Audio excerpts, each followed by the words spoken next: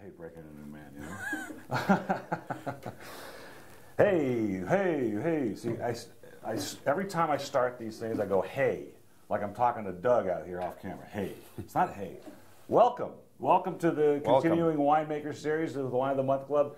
And very pleased and honored to have Antonio, see, I have to check now. Maçanita. Maçanita from Fita Preta Winery in Portugal. But what's kind of exciting, I was reading your bio online, and you can all check that out. But I was very intrigued with your winemaking history, which includes the little stint at Chateau Lynch-Bage, which of course is one of the great classified groves of Bordeaux. Tell us about that a little bit. That was great because after the experience in Darrenburg in Australia, I met this winemaker that had worked at Pichon Longueville, and I was a rugby player, and I managed to get a deal with Pays Médoc Rugby.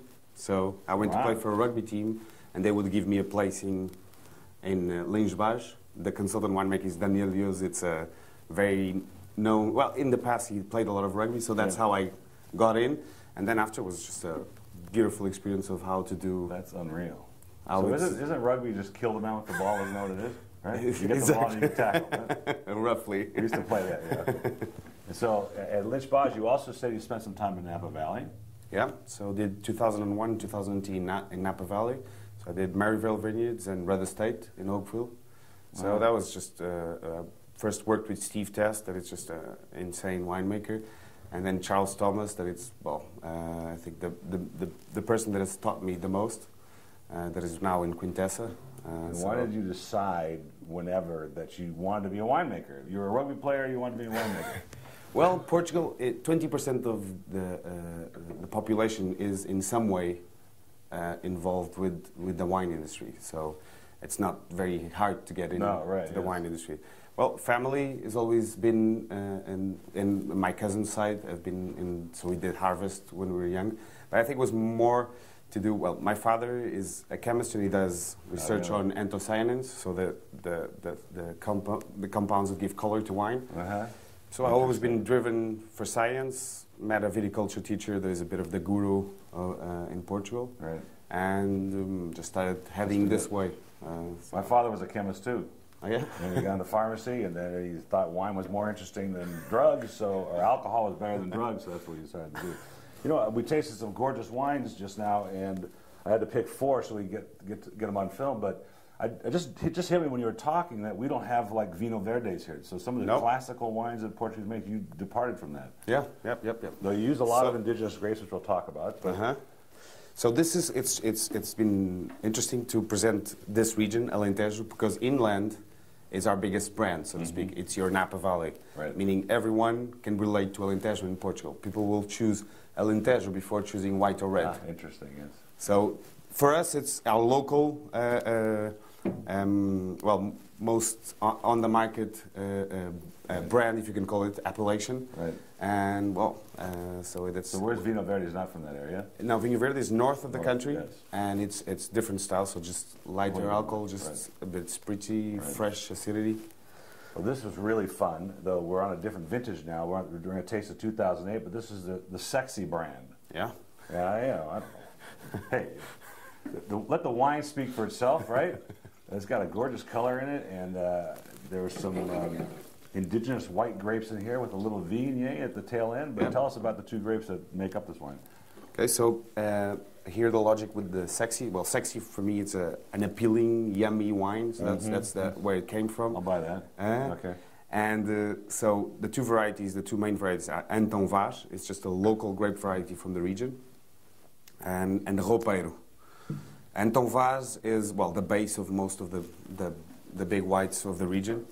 It's not very appealing names that I'm going to say, but it's citrus, but there's a lot of like white vegetable character to it. I get a little white peach even. There is some wonderful body. The balance is excellent, but there's a lot of weight in the wine. And it's very used on oaked white, so it normally has a lot of texture, the Anton Vaz. And the Roupeiro is just more like a peachy pear variety. It's gorgeous wine. Thank you. And Viognier, well, the Viognier is just, again, just with sexy, it's a fusion. We wanted, like, if it's not fusion cooking, it's fusion winemaking. So just mixing a bit well, just making it as special as possible, meaning a bit of national varieties with foreign varieties, and it brings it this lychee, more floral character. Yes, the lychee, I get it. No, Sebastian was saying off camera about another wine called, what was it called? Which one? Bitch? Yeah, there you go. So you're floor stacking this with sexy bitch? Sexy bitch, sexy bitch. I'm sure that's a fly in the East Coast circles of California, of America, you know what I'm saying? I'm not saying that the producer agrees with it. Yeah, just the distributor, right? That's good. Well, it's gorgeous wine regardless, and I think you said it's doing well in Europe. Are you doing well in Portugal? It's doing very well. So And it's just coming to America now. Just arrived. Yeah, that's awesome. It's fun to be on the cutting edge, folks, with some of these wines that are coming to America, and these are all really wonderful wines. I had to pick 4 out of about a dozen wines we tasted, and I thought all of them were great, but I wanted to show different things that you guys would appreciate and enjoy. So this is the carta, which means letter. We were testing my Spanish today when we were tasting, all 6 years of it. But I just found this very pleasant and very economic, very value-oriented, and I love the spicy nose that we got out of this. And this is mostly what? So this is mostly our flagship variety, that is Touriga Nacional. So that's grown for centuries in the Port region, and it's what really gives that personality, that floral character to wines. If I could say something almost that the industry won't like, but it's almost like if you always had a bit of Viognier in your red. So there's always a bit of a floral character to it. There is floral character. I love it. And the rest is Aragonês. This is the same as Tempranillo in Spain. So great balance, wonderful density, nice mid palate. But I get a little spicy component too, which I really find intriguing. But Aragonês can get that black pepper character to it. Right. And is there an aging potential to this wine? It's got enough acid, it seems like it's going to develop a little bit. It's always hard for me to go in that direction, because that's not the goal for me. Right. So what I'm more worried with this wines is, one, that they're nice to drink. Yes. That they smell like Portugal. So, that's true. So I want it to be yummy, and that it just smells like Portugal. So that's the main goals with this wine. If it'll age, I'm pretty sure it has good grapes inside and has a bit of tannins. Although they're round, I'm pretty sure they will. No, it's interesting you said that, because grapes of Portugal smells like Portugal. You know, traditionally over the years that we've tasted wines, and we've been doing it for 30 years, that would be an old world character, and this clearly is not an old world character. This is a very new world character. So when I say it smells like Portugal, they need to be modern, so modern winemaking and modern viticulture, so trying to do things clean. So that's so what you get, when you call, what we always said, this is a bit like old world character, or it's VA, or it means bread. Sometimes it means one of these two. That's right. But in this case, it's just really that there's a specific varieties that are from our region, and you cannot fake that aroma. So that's just, you can point it out and say, well, this smells like Portugal to me. You get that. You definitely. You accomplished that goal, and that was excellent. Another product line, the Palpite. Yep. And this is interesting. I think it's got Cabernet in it. Yep. And you put it in a Burgundy bottle, which is kind of interesting too. But it's Cabernet. How much Cabernet? And it's so this is a 50. Don't know it by heart, but I'd say 55% Cab, and 35%. No, 25% Tempranillo Aragonês, and the rest Touriga Nacional. So, folks, I just bought a case of this for my own cellar, okay, because it's really good. And the Cabernet, it doesn't overpower it. You've tasted in the beginning, you get the Cabernet, but then the complexity in the middle just tells you there's other things going on in the wine. And you did a great job of balancing these varietals. And it's actually an interesting variety in the region, because it's a hot climate area, and the Cabernet gives it this freshness to it. There's some freshness in the mid palate, just a bit of acidity. Yep. But I'm still retaining just, I think, the character of the other two varieties. It's gorgeous. Are you still playing rugby, by the way? That's a question people ask a lot, and I always say, Yeah. So I'm always always trying to get back. All right, good. Yes. Yeah, we always do that. We're all trying to get our youth back. Maybe wine will do that. You know, I don't know. And this is the flagship, the premium brand. Yep. And it's called Preta. Preta. So it's not something we do every year. So. Oh, I see. So it's based on what, the grape quality? It's based on really two things. One being on the standards of quality we want, and also just respecting what's came from the past. So, 06 it was not a great Touriga year, and so this is dominant Touriga. The profile is this. So we just decided not to do it. And so it's dominant Touriga, then it's Alicante Boucher, so it's 50 Touriga, 35 Alicante Boucher, and a little bit, I call it salt and pepper, just a little bit of Cabernet just to spice it, a bit of spiciness.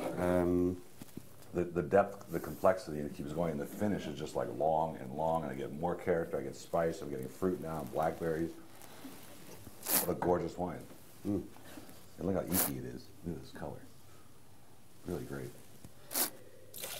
Well, it's certainly... So this two wines are coming here, but just to explain a bit shortly the process, it's something that it's all handpicked in 8 kilo boxes. Comes to the winery, we have a sorting table, 5 people on each side. There's a rule, so there's 0 pumps in these grapes. So one of the studies I did in Rudder State was gravity flow versus pump flow. So I'm 0 for pumps in skins, and so it just falls in the sorting table, goes to a conveyor belt, gets just popped. Really? So just pop, enough pressure to pop it. Pop it, and then it goes with another conveyor belt inside the tank. So wow. No pumps, all gravity. So how much juice after the free run, basically? How much more juice could a grape extract? Another 50%, another 20%? Well, it's not about really the juice extracting. It's just not. You can, if you grind and shred. If I give an example, is if you had a month to do a coffee, right? You just put the coffee beans, and then you just taste it during a month and say, well, this is great extraction. It's perfect. Or you can just put it all, and you're out of control. So that's true. Just trying to control it. So. We just pop the juice out, so the juice is out of the skin, but the skin is not; it's intact. Right, yes. So it's just slowly extracting, and we can taste it and see where is it going. Do I leave it in skins? Do I take it out of skins? So that's a bit the concept is control. Very interesting. Very interesting. Well, it's evident in the quality of the wine. I think I'll a little more because it's really good. And it's a pleasure having you here, Antonio. I know you're on a whirlwind trip. You came from Vegas. I know you're to San Francisco. You're going to stop at a Brazilian restaurant. Yeah. What else do you guys have? This is the kind of life we lead, right? Yes. It's really tough. The sacrifice life we live. That's right. Cheers. I'm out of wine, sorry. That's right.